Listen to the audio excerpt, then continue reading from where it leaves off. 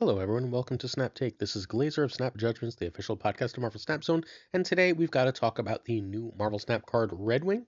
But first, we've got a deck from our friend Ryan Wood for Everlasting Arms. This list is a combo list. I know people really enjoy combo lists, so I wanted to make sure to give this one a shout out and also have an opportunity to shout out our friend Ryan's new channel. So this list is a nice, simple, powerful combo list. You are trying to win in fundamentally one of two different ways. The opponents do not see it coming, so if you can sneak this out, you're going to win a lot of extra cubes, and Adam Warlock and Iron Lad really help the combos get going. Your basic goal is to get Onslaught in the middle lane. After that, you can play either Mr. You must copy Onslaught with Mystique. After that, you can either play Ms. Marvel or Mr. Fantastic, and then you have two lane-winning side locations that are freaking so hard for opponents to beat. It's crazy power. If you are going to use Ms. Marvel in that middle spot, you can also drop an Iron Man in that middle slot, and then you have a crazy powerful middle lane too, and you just like sort of auto-win the game. It is absurd how much power this puts out, and it's an absolute blast to play. I played it on stream a couple of weeks ago. You can find Ryan Wood at youtube.com, at youtube.com/at RyanWood_YT. Please do go check him out. This deck needs Moonstone, Ms. Marvel, and Ravonna Renslayer. Those three are required. If you don't have Iron Lad, you can run Jubilee. Jubilee can be dangerous with Ms. Marvel, but luckily you have Howard in the deck. Spider-Ham can be Jeff or Nightcrawler as needed. Having cards that you can move is very powerful for Ms. Marvel. So turn one, you want Howard over Ham. You make sure you don't play any cards mid if you can avoid it, because mid is your big power lane. Turn two, Ravonna over Adam Warlock over a 1-drop. Turn three is Magic, is more or less equal to Mr. Fantastic. If you have Ravonna, you can definitely save the Mr. Fantastic for later. You can Moonstone Ravonna and get a crazy cheap Iron Man and Mr. Fantastic for later in the game. Turn four, Ms. Marvel is better than Moonstone, or you can drop Ravonna mid. You can also drop Moonstone Moonstone on Ravonna or mid. You don't want to drop Ravonna mid. You can play Moonstone naked mid, knowing that you're going to drop Mr. Fantastic there, and then you're going to play Onslaught and double that Onslaught. That's perfectly fine. Or you can drop Moonstone on a Ravonna on either the left or the right and get really cheap cards. Ms. Marvel is very powerful here, but at that point you need to make sure that your opponent's not running anything screamy, anything that's going to have Juggernaut or anything else, because you're sort of shouting out a lot of what you're doing the second you play Ms. Marvel. Turn 5 is the last Magic turn, and yes, you do need to see and play Magic for this list. Magic is better than Iron Man. If you already have Magic, you can also start to get out Ms. Marvel now as well. Turn 6 is Onslaught mid, very powerful play, and then turn 7, Mystique on the Onslaught, and then you can drop Ms. Marvel or Mr. Fantastic for crazy powerful lanes. It ends up being exponential growth, enough to win both side lanes. It's really simple, and it's crazy powerful. Props to Ryan Wood. This is his signature deck, and if you want to have some real fun and win some major cubes, unless you're seeing a bunch of Enchantress or Juggernaut or like real movement cards, this puts up a ton of power. Play it, live it, love it. You're going to have a blast. Before we get to our next deck, I'm going to ask you to please hit that sub button if you're willing. We do 7 days a week of Marvel Snap videos. We never miss a day. This channel has at least 3 new decks every single day. To sub, all you have to do is press that button on the bottom right. There's a little red YouTube button. You press it, and all of a sudden, you are subscribed. In addition, we're giving away a Sam Wilson Captain America this week. We'll announce it when I get back from vacation at the end of the week. So make sure if you'd like to win Sam Wilson, you sub, like, and then you can comment later in the video when I tell you what specific thing to comment. Redwing is the new card this week. He was buffed in the latest patch from a 3-3 to a 3-4. So now he's a 3-4. That's not what he does at all anymore. He's a 3-4. The first time this moves, put a card from your hand to the old location. 3-4, the first time this moves, put a card from your hand to the old location. He does not, NOT, come with a built-in move, so you need another card to move him. The card you're going to want to move with him is also very likely to be a big card. You probably want to play him center or right, because everything about this card to me screams Heimdall. It screams that I don't really want to play it, honestly, but outside of not really wanting to play it, and we'll review it again to make sure that we're right about it when we get back. My initial impression is this is a one-deck card, and it's not really even needed for that one deck. Cool. Do the Spotlight caches make us want Redwing? No, not especially. Redwing has an okay Spotlight variant, which is whatever. There's another cool Loki, but there's 10 million cool Lokis. Loki is also not meta right now. We'll look at a Loki deck later this video, and we'll see if we can examine what the problem with this card is. And then we will, Baron Zemo is the best card of the week. It's worth considering pulling for Zemo if you don't have it. I don't think I would, since we're only a couple of weeks from cards like Wiccan being in spotlights.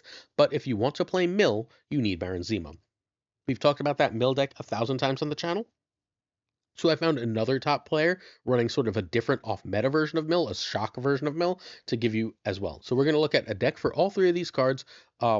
I think that this is a very easy skip week. Although, again, when I get back on Saturday/Sunday, we will do a more full review of these cards once we have more information. Scar, Heimdall, Redwing. This is the Zombies Go Nom Nom deck. It was running Polaris in that Redwing slot, and it was doing really, really well.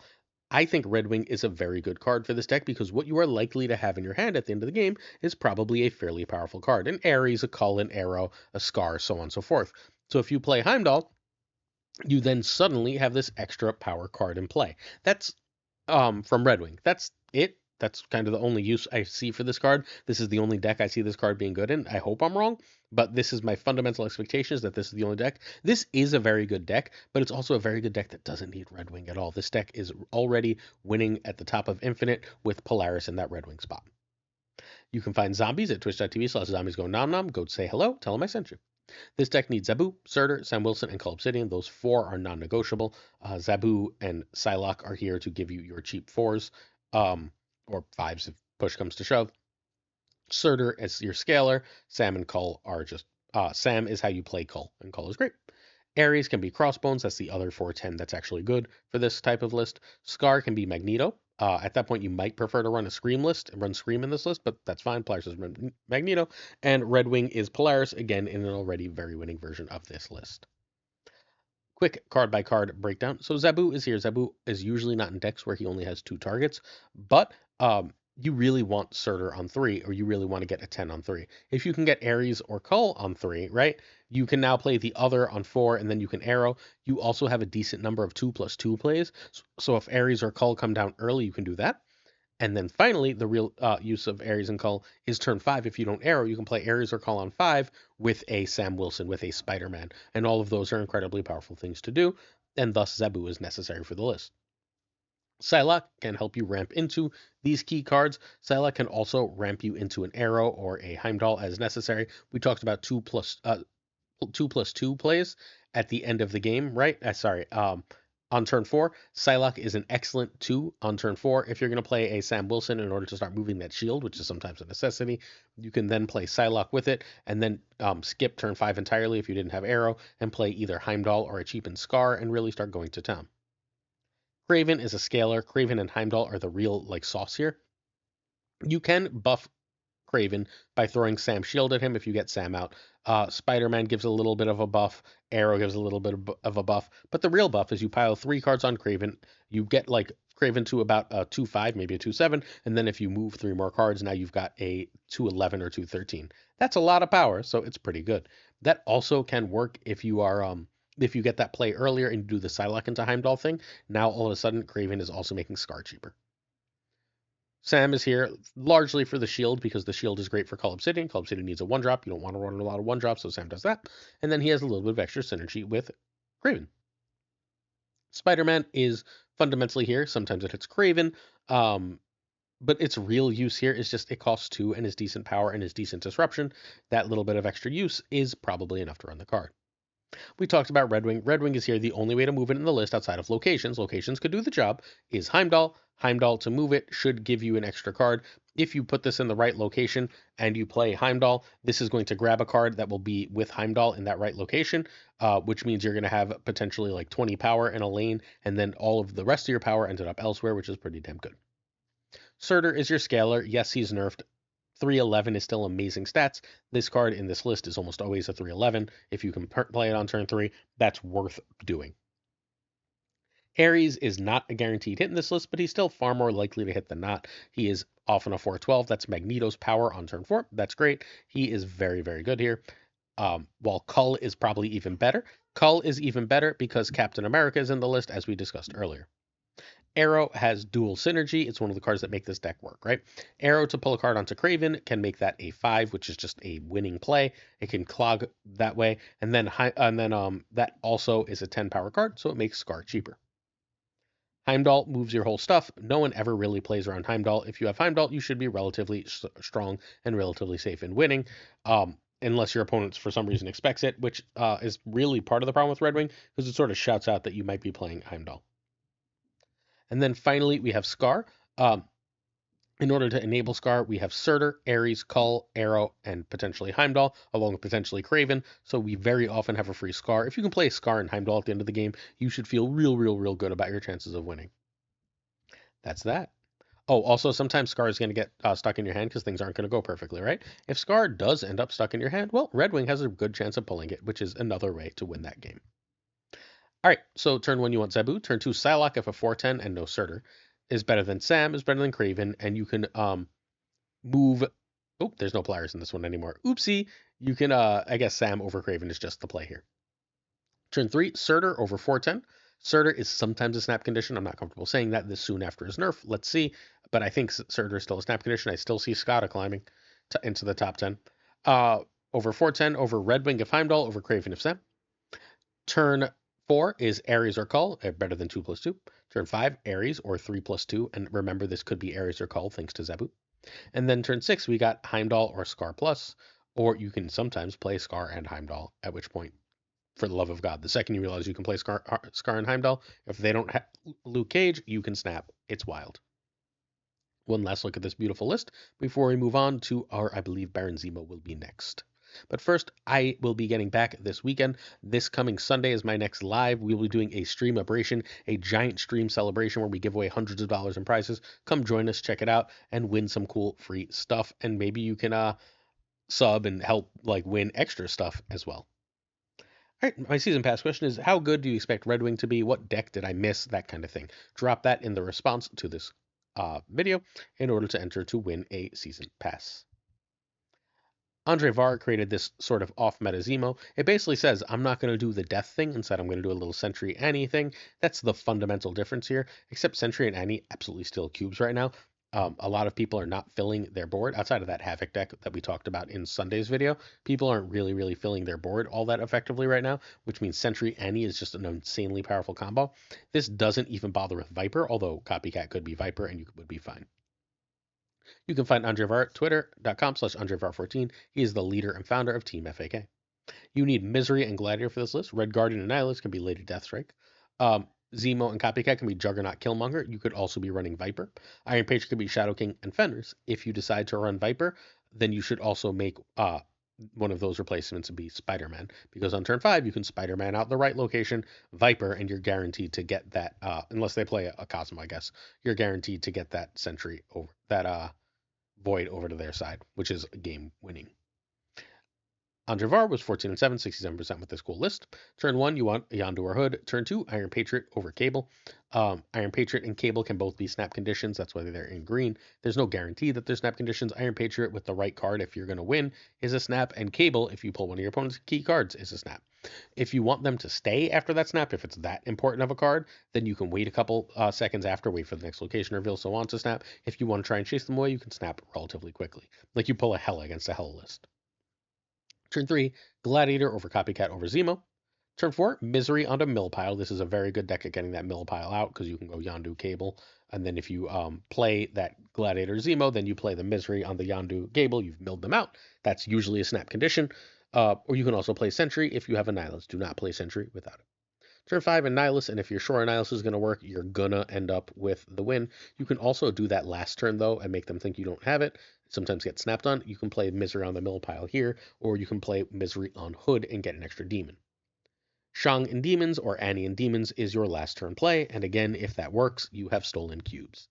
Really powerful list, very unexpected for people. People are going to be expecting you to play Death and Killmonger and stuff, and you're not. You're running a different version that is still very effective. Don't forget, Annie can push over Hood, just as easily as Annie can push over the Void. Really cool deck. Zemo is, again, a good card here. It's not a great card. It's not a must-have card, but it's a good card here. If you'd like to see gameplay for these decks, please check out the stream team. Today is Tuesday, so the great Prashant will be streaming at about noon Eastern. Go check out my guy. We're going to finish this video up with Toxic Soul Loki. I've been playing a lot of versions of this list. I think it's a really fun list. Our friend Toxic Soul King, who will be on the podcast this coming Saturday, check it out the Saturday morning, or check him out on Twitch sooner, has this really cool Loki version, but I don't think Loki is good enough. I don't think Loki has the stats. This list wants to be playing cards that basically scale or help scalers, and Loki doesn't do that. It gives you extra cards, and Adam Warlock with Loki is a really great idea. That's the best thing about the list. If you can get Loki and then you can get Adam Warlock going, you're drawing extra negative one cards, which is great. But then you played a 2-2 into a 2-0, and you might be too far behind for it to really matter, at least unless you got lucky with a Bast or something. So this is a little bit rough, right? But this is about as good a home for Loki as we have right now. So our friend Toxic Soul King is on twitch.tv/Toxic Soul King TTV. Go check him out. Tell him I sent you. This deck needs Havoc, Athena, and Agent Venom. Nico and Loki can be Cassandra Nova, US Agent, Rock and Groot, Angela, Luke Cage. Any of those are fine. Red Guardian can be US Agent or Rogue. Sage can be Juggernaut, Wolfsbane, or Cassandra Nova. And if you want a better version of this list without Loki, please remember to check Sunday's video where that one lives. This deck currently has a 52% win rate. It's good. When it sees its stuff, it works. But again, it's a little awkward sometimes. Turn 1, you want Bast if Hood or enough targets. Kitty, not Hood. Nico, you don't play Nico like ever on turn 1 unless you have a destroy location or something. You play Nico over everything if it's got the draw 2. Or you've got the copy for Thena, or you can Demon Bast. Those are the reasons you play Nico on 1. Turn 2, Loki is got to be your play if you're running Loki. The deck's probably better if you just ignore him, though. Agent Venom over Adam Warlock over Thena, which is equal to Bast. Turn 3 has a 2+1 because you have to cut most of your 3s to make this version work. You're not running Cassandra Nova or anything. Turn 4, Havoc in a 2. If you're in a good position, you Havoc in a 2-on-4. That's your snap. Sometimes you're going to want to Havoc on 5. Derek, the original creator of this archetype, was on stream when I was playing this and was like, hey, play Havoc on 4 more often. And since I did, my win rate has been absurdly through the roof with this. Turn 5, Red Guardian or Cosmo and Havoc. And if you can hit the right thing with Red Guardian or Cosmo, that's a snap condition, but be careful. There's also, if you played Havoc already, you can do 3+1, which would be Red Guardian or Cosmo with Kitty, Hood, or Demon. Then you finish with Sage and Demon or Kitty, or sometimes both. And it's usually enough to win. This list doesn't seem like it does a lot, but the core of this is one of the best decks in Marvel Snap. And hey, sometimes you get to play Loki and win other players' cards. I really expect Loki to get an update soon that really buffs the card, but hey, it ain't happened yet. All right. Oops, this was supposed to be after question of the day, but let's actually talk about it quickly. So our friend Carolus went and charted what the value is of bundles since last October, and you can see the value of the bundles they're selling us has been going up. Either today or tomorrow, I should have a extra bundle guide video going up as our extra video of the week, because I like to do 8 videos a week because I'm a crazy person. So, but you can see that the value of bundles is at an all-time high, or at least at a last 4 months high right now, and it continues to stay at this level for the next couple months. So that is worth knowing. Within the 6 months, I guess this is the data it's telling us, within the same cards, within the same price. And the bundles are doing really, really great. If you want this kind of data analysis and breakdown, you need to stick to Marvel Snap Zone, where we have the best bundle guides and the best data analysis ever. I also write an article there every day when I'm not away on vacation, which I am right now. This video comes to you from Dominican Republic. All right, questions of the day. We're not actually going to answer the first one. Caretax Lee asks what cards should have come in spotlights with Redwing, and usually I like it when they give us synergy cards. However, the real synergy card here is Heimdall. The only other real card you can put with this that makes any sense is Madam Web. It's possible Redwing is good with Madam Web. My guess would be it is not, based on the type of deck Madam Web works with. If we're looking at Madam Web decks, then I think the other card that we would be looking at here is War Machine, as War Machine has some synergy with with Heimdall, with Dracula Dump, with that type of deck.